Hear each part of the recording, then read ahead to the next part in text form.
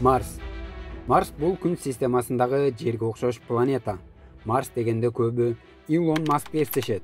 Эмнеге дегенде Илон Маск Марс планетасы үчүн каражат жумшап, адам баласын жеткирүүгө болгон аракетин кылууда. Чындап жеткире алабы, жокпу, аны убакыт көрсөтөт. Окумуштуулар ал жакта мурда жашоо болгон болушу мүмкүн деп аны изилдеп келет. Бир миллиондогон жылдар мурун адам баласы же башка бир марстык жандык ошол жакта жашап, тиргилик кылып, жер сыяктуу абаны булгап, деңизге таштанды ыргытып, жер талашып, бири-бирин бомбалап, акыры жашоого таптакыр болбой калганда, тескерисинче Марсты таштап жерге же башка бир планетага учуп кеткен болушу да мүмкүн.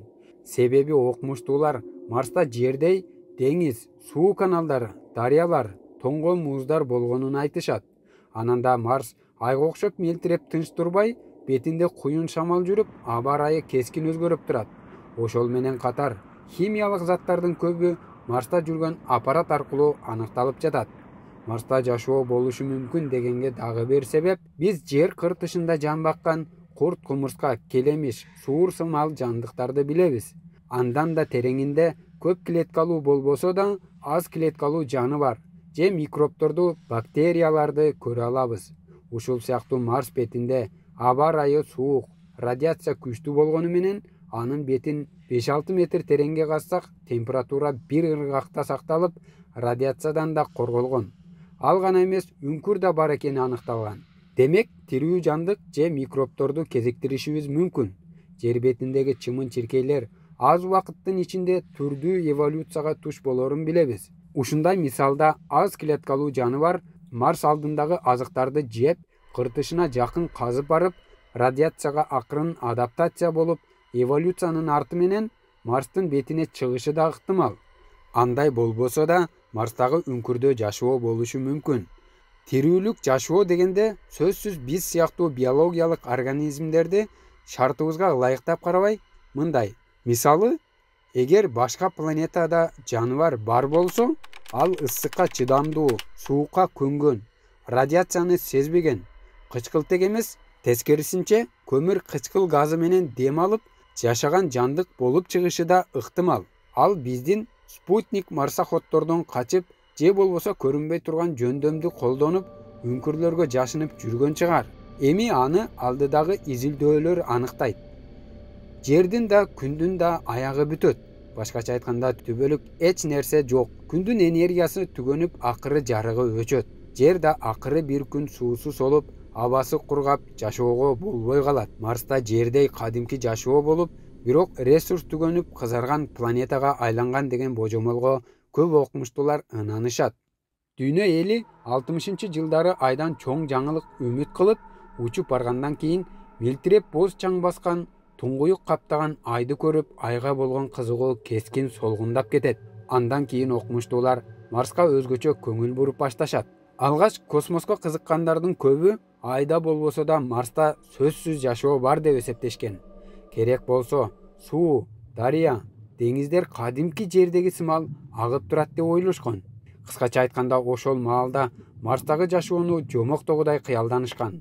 Бирок 1965-жылы Американын Маринерум 4 космос аппараты Марстын жанынан өтүп, бетин сүрөткө алып, жерге жөнөтөт. НАСА илимпоздору Марстан мындай сүрөткө түшкөн. Тилекке каршы, сүрөттөн кадимки айдын бетине окшош аймакты көрүшөт. Мына ушундан кийин Марста жердей жашоо жок экенине ынанышып, кызыгуу бир аз солгундай түшөт. Ошентсе да, азыркы күнгө чейин жашоонун изи бар жогун изилдеп келе жатышат. Эми Марстын иликтенип такталган маалыматтарына токтоп кетели. Марсты көбүнчө кызыл планета деп аташат. Себеби анын бетин темир оксиди, жөнөкөй тил менен айтканда, тат басып турат. Ошондуктан ал кызыл түстө көрүнөт. Илгери римдиктер анын түсүн кызыл канга окшоштуруп, Рим согуш кудайынын атынан Марс деп атап алышкан. Жерде күндүн батышы кызгылтым же сары түстө болсо, Марстын чаңдуу атмосферасынан улам күндүн батышы көк түстө болот. Марс жерден кийинки күн системасындагы 4-чү катарда тургандыктан айлануу тегереги да чоң. Демек, жерге караганда өз жолунда узак убакытта айланат. Жер эсеби менен 687 күндө же 2 жылда бир айланып келет. Ал жакта бир күндү сол деп аташат. Bir sol биздин 24 saat 39 мүнөткө барабар. Кызыгы, мисалы жердегидей шарт менен Марста төрөлүп өсүп 70-80 жашка чыксаңыз, жер эсеби боюнча 140-160 жаш жашаган болот экенсиз. Көп жашоо үчүн Марска көчүп баруу керек окшойт деп калдым. Марстагы башка планеталардай айлануу тегереги бир аз эллипс формасында жайгашып, 25 градуска эңкейип турат. Диаметри 6779 километр. Жер менен салыштырганда жарымына араң тең келет. Жерге 55 миллион километр жакын келип, 401 миллион километрге чейин алыс кетет. Моделинде ушундай көрүнгөнү менен иш жүзүндө дээрлик мындай көрүнөт. Марста атмосфера бар, бирок аябай жука. Аны негизинен көмүр кычкыл газы камтыйт. Ал эми кычкылтек өтө аз, 1% да жетпейт. Адамдын дем алышы үчүн жетиштүү кычкылтек жок. Жука атмосфера жана начар магнит талаасы Марстын бетин күн радиациясынан жакшы сакталбаганын билдирет. Орточо температурасы -60 градустан түнкүсүн -125 градуска чейин түшөт. Бул абдан суук планета экенин көрсөтүп турат. Марста күн системасындагы эң күчтүү чаңдуу борон болуп турат. Борон айрым учурда бир күндөн бир нече айга чейин созулуп, бүтүндөй планетаны каптап кетиши мүмкүн. Мындай бороондор космостук аппараттардын иштөөсүнө да таасир берип, байланышка тоскоолдук жаратат. Марста 4 мезгил болгону менен жердегидей кар жаап, чагылган түшүп, жазгы жамгыр нөшөрлөбөйт. Кышында суук аябай катуу ызгарласа, жайында күндүн ысыгы куйкалайт. Анын 2 кичинекей спутниги бар. Аттары Фобос жана Деймос. Экөөнүн тең кыртышы тегиз эмес. Биздин айга окшоп, түнү кыйратып деле жарык бербейт. Бул экөө айдын жанында тооктун жумурткасында эле болуп калат экен. Эксперттер экөөнү мурдагы астероиддер деп болжошот. Фобос акырындык менен Марска жакындап келе жатканын байкашып, кийин Марстын тартылуу күчүнө багынып, анын бетине кулап же жок болуп кетиши мүмкүн. Тартылуу күчү, гравитация демекчи, Марстын гравитациясы жердикинен бир топ төмөн. Эгер сиз жерде 70-80 килограмм салмакта болсоңуз, Марста 20-25 килограмм араң чыгасыз. Ошондой эле алда канча бийик секире аласыз. Гравитациясы жердин 38%-ын гана түзөт. Бул космонавттардын ден соолугуна жана келечектеги курулуш иштерине да таасирин тийгизиши мүмкүн. Кызыгы, жердеги жашоо шартындай шарт менен адам баласы Марста чоңойсо, орточо бою 2-3 метр болмокко деп ойлойм. Себеби тартылуу күчү биздин боюбузга да таасир этет. Мисалы, космосто МКСте узак убакытта жүргөн космонавттын бою 5 сантиметрге чейин узарганы байкалган. Марста күн системасындагы эң бийик тоо Олимп тоосу бар. Анын бийиктиги 22 километрге жетип, бул жердеги Эверест тоосунан 3 эсе бийик. Мындан тышкары, Марста Валес Маринерис аттуу чоң жарака жайгашкан. Анын узундугу 4000 километр, туурасы 200 километрге чейин жетип, тереңдиги 7 километрге чейин жетет. Мындай караганда бир чоң космос кемеси келип, канаты менен чийип өткөндөй көрүнөт. Марска ракета учуруу үчүн Марс айланып жерге туш келген учурду күтүшүбүз керек. Эки планета 2 жыл 2 айда бир жолу жакын аралыкка туш келет. Мына ушул учурда ракетаны түз атса, тез жетчүдөй деген ой келген чыгар. Бирок космосто мындай түз атып, беленген жерге жетүү алда канча оор иш. Себеби планеталар өз огунда айланганча, орбитасында да катуу ылдамдыкта айланат. Ошондуктан башкача, мындай жол менен ракетаны космоско учурушат.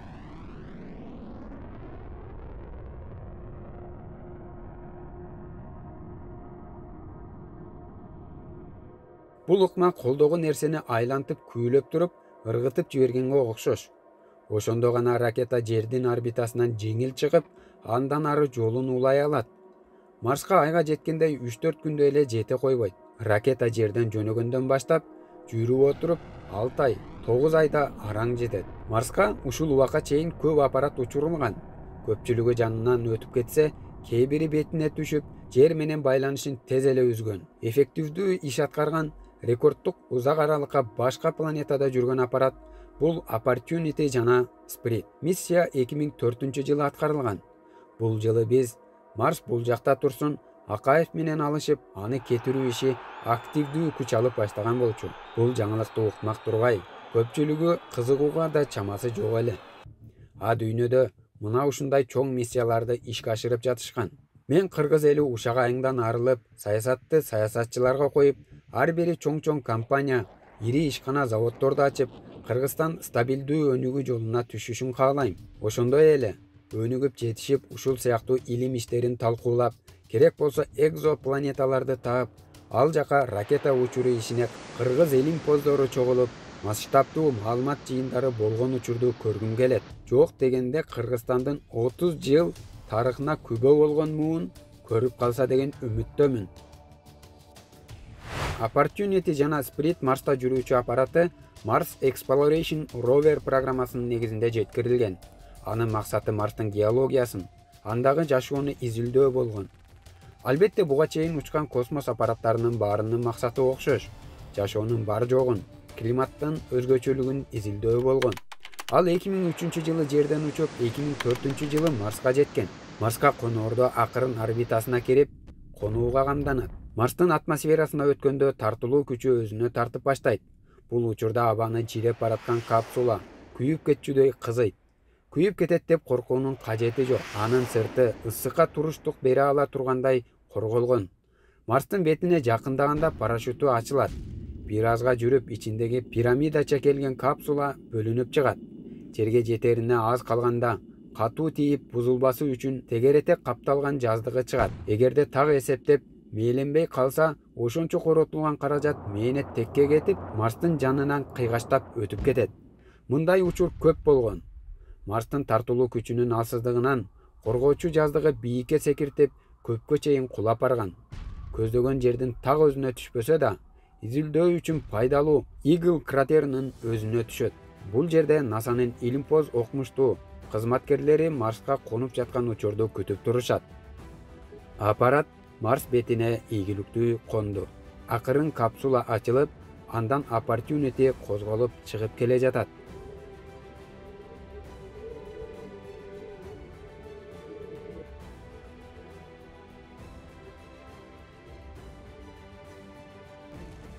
Марстан жерге ийгиликтүү жеткени боюнча сигнал бир аз кармалуу менен келди. Мына булардын сүйүнүчүндө чек жок. Opportunity Марстан алгачкы сапаттуу сүрөттөрдү жөнөтүп баштады. Бул жерде эч кандай бөлүнүү жок. Баары бир максатта, бир тилекте жасаган ишине кубанып турушат.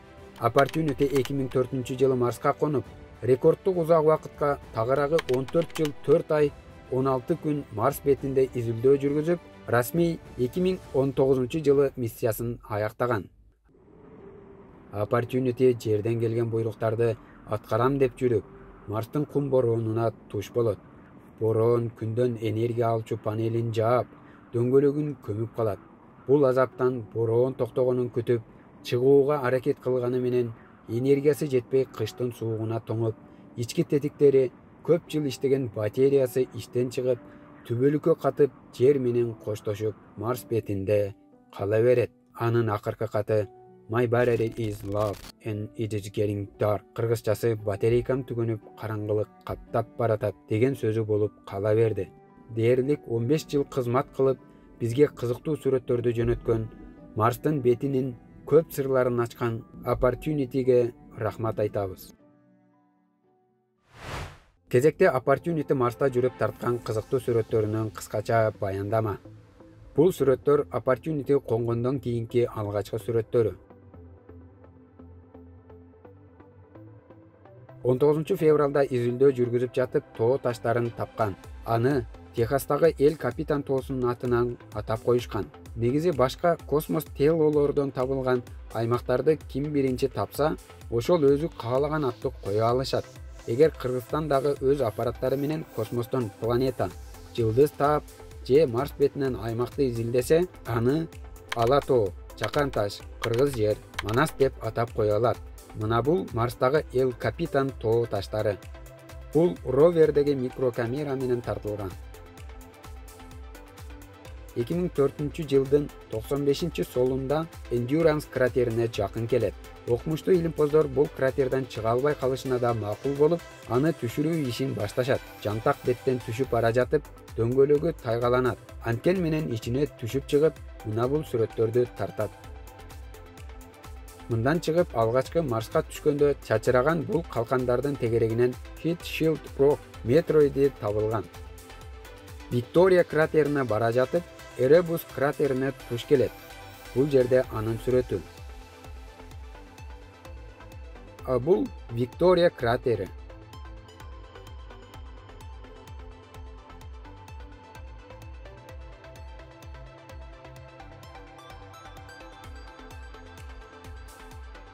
Кратерди таштап бара жаткандагы кыскача видеосу. Ошондой эле кратердин ичинде жүргөндө үстүнөн өткөн булуттардын жылганын тартып алууга мүмкүн болгон. Негизи Марста кратерлер аябай көп. Ал кратерлерди изилдөө Марс боюнча көп билүүгө негиз болот. Бул Санта Мария кратери.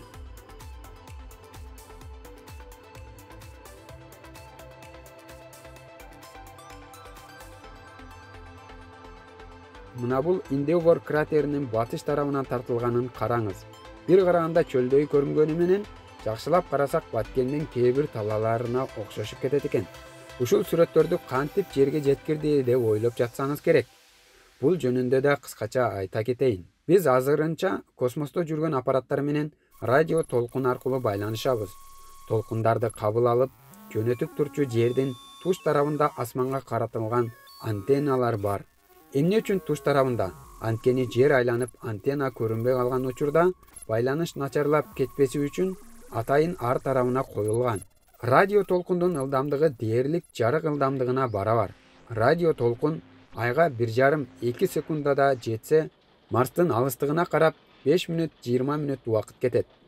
Opportunity Марс бетин изилдеп, керектүү маалыматтарды чогултуп, аны жерге жөнөтүү үчүн Марс орбитасындагы Марс Одиссей спутниги менен байланышат. Спутник менен байланышуу 15 мүнөт убакыт болот. Андан соң спутник Марс бетиндеги аппаратка көрүнбөй калат. Маалыматтарды алган спутник бөлүп жерге жөнөтөт. Жерге жетүү убактысы Марс менен жердин аралыгына жараша 20 мүнөт 40 мүнөт болот. Кабыл алган антенналар Мадрид, Голдстон, Австралиянын борбордук аймагы Канберреде жайгашкан. Жердин 3 бурчунда жайгашканы космос менен үзгүлтүксүз байланышып турууга шарт түзөт. NASA келген сүрөттөрдү иликтеп тактап, элге жарыялап турат. Opportunity'нин өзүндө X диапазон менен иштеген байланыш антеннасы орнотулган. Ал Марстагы орбиталык спутник менен байланышып отурбай, маалыматтарды түз жерге жөнөтө да алат. Марста жүрүүчү космос аппараты кызыл планетага кандай жетип, кандай иштеп жатканы боюнча кыскача билип алдык. Эми адам баласы барууга мүмкүнчүлүгү канчалык экенин бир аз анализ кылып көрөлү. Адамга эң биринчи аба, кычкылтек, азот керек. Андан кийин сөзсүз түрдө суу. Эгер суу болбосо адам көпкө жашай албайт. Марста дем алууга кычкылтек жетпейт. Атмосферанын көпчүлүк бөлүгүн көмүр кычкыл газы ээлеп турат. Мындай айтканда аба жок деп койсок да болот. А суу Марста муз, газ формасында кеңири болгону менен суюк формада жок. Кийинки чоң маселе радиация. Жерден көтөрүлүп боштукка чыккан сайын аба жукарып радиациянын күчү көбөйө берет. Самолет дагы учканда радиациянын күчү тийчүү жерге чейин жакын барат. Ошондо самолетто радиация барбы дешиңиз мүмкүн. Бар, аз өлчөмдө. Ал анчалык зыяны тийбейт. Адам баласы bir жыл ичинде максималдуу 5 бер же 0,5 зиверт алса нормалдуу деп эсептелет. Андан ашыгы адамдын клеткаларын өлтүрүп, ооруга, ракка чалынууга дуушар кылат. Бер бул акыркы убакта аз колдонулган радиация өлчөмүн ченечүү белги. Зиверт иондошкон нурларды өлчөөчү эл аралык норма. Жерде бизди күндүн ультрафиолетовый нурларынан, радиациядан, атмосфера жана жердин магнит талаасы коргойт. А Марста атмосфера өтө жука. Магнит талаасы аябай алсыз болгондуктан радиацияны тосуп өткөрбөй кое албайт. Марста скафандра жок, жүрүүгө такыр болбойт. Мисалы айга колдонулган скафандранын жердеги салмагы 100 килограммга жакын болгон. Аны Марста кийип жүрүүчү болсо, орточо салмагы 30 килограмм болот. Элестетиңиз 30 килограмм тегерегиндеги бир мүшөк унду таштабай көтөрүп, иш кылып изилдеп жүрүүнү. Бирок радиациядан жана башка зыяндуу нерселерден үңкүргө кирип, же болбосо атайын база куруп сактанууга мүмкүн. Өсүмдүктү, картошка, помидор, буудай сыяктуу адамга азык болчуларды Марстын шартына ылайыктап өстүргөнгө болорун да айтышат. радиация маселесин чечип Марска учса, учуу убактысы 6 айдан 9 айга чейин узарат. Ушундай узак аралыкка бир орундан кыймылдабай учуп барууга туура келет. Ал аралыкта адамдын денеси өзгөрүп, сөөгү морт болуп, психикалык жактан да абдан жабыркап калышы мүмкүн. Марска жеткенде да ал жер Москва же Бишкек эмес, таптакыр башка космос аймагы. Ошол жерге адаптация болуп, алда канча кыйын болот. Жана да Марска баруу үчүн жерге чейин тамак аш, гигиеналык буюмдар, жетип конгондон кийин базага керектөлүүчү шаймандар, азык тапкыча 1 ай болсо да жашап турганга азык түлүк керек болот. Мынча нерсенин салмагы 100 тонна чыгат. Ушундай салмакты көтөрүп алып чыгып кете ала турган азырынча ракета жок. NASA жана SpaceX бул иштин үстүндө иштеп жатканы менен толук ишке аша элек. Эң негизги маселе каражат. Жогоруда айтылган Opportunity жана Spirit аппаратын Mars Exploration Rover программасынын негизинде жеткирип, изилдөөгө болжол менен $850 миллион иштетилген. Ал эми адамды жеткирүүгө Марс эмес жакынкы айга кеткен акчаны карап көрөлү. Мисалы 1960-70 жылдардагы айга учуу үчүн Apollon программасына жалпы чыгым болжол менен $25 миллиард чапчыган. Бул ошол убактагы баа. Инфляцияны эске алганда 2024 жылкы баа менен $250 миллиард барабар. Салыштырсак, Кыргызстандын ички дүң продукциясы 2024 жылдын баасы менен $17 миллиард $800 миллион. Кээ бир көйгөйлөргө көз жумуп, Марста жашоону улантууга аз пайыз болсо да шарт бар деген жыйынтыкка келсек да, канчалык тырышып учканга ыктаганыбыз менен азыркы технологиянын шартында Марска бир тарапка гана учууга мүмкүн. Ошондо да тирүү жетүү мүмкүн эмес. Бул сөз адамды ракетага байлап, Марска карай атып, колуңдан келгенин кылып, жашасаң жашап кет дегенге барабар. Бир убакта Илон Маск Марсты жерде бар бүт атомдук бомба менен бомбалоону сунуштаган. Бомбалоодон кийин абага ысык көтөрүлүп, Марс бетин түтүн каптап, химиялык реакция жүрүп, жыйынтыгында кар аралаш жамгыр жаап, андан аба пайда болушу мүмкүн деген оюн айткан. Муну көпчүлүгү түз кабыл алганы менен кээ бири Маск кыйтырлык кылып жердеги атомдук бомбаларды ушундай жол менен жок кылып, бир аз болсо да атомдук согуштун алдын алууга болгон аракети деп эсептешкен. Сезип көрүп жатсаңыз керек. Барган сайын атом бомбасы күн тартибине чыгып, байма-бай кеп кылынып жатат. Марска болгон бул узак саякатта адамдын ден соолугуна болгон таасири жана башка кыйынчылыктарды чечүү үчүн дагы көптөгөн технологиялык чечимдер талап кылынат. Марс адамзатка алыскы, бирок абдан кызыктуу планета бойдон калууда. Анын изилдениши космос тууралуу түшүнүүбүздү дагы да тереңдетип, келечекте космосто жашоого даярдык көрүүгө жардам берет. Бирок билесиздерби, чындыгында бизге ал жактын эмне кереги бар? Ушундай кыйналып күн көрбөй, капсулада же үңкүрдө жашоо үчүн ошол жака ушунчалык тырышып жатабызбы? Кедей байга, бай айга жетсем дейт. Аш көп болсо, каада көп деп абдан туура айтылган. Ал жака умтулуу менен бирге өз үйүбүздө кызарып баткан күнү бар, чалкайган аска зоосу бар, жаркыраган жашыл төшөлгөн жерибизде, мелтиреп көкмөк болуп көрк берген асманыбызды булгабай сактап калууну да унутпашыбыз керек. Видеону аягына чейин көргөн сизге жана сиздин жакындарыңызга ден соолук, тынчтык, бакыт каалайм.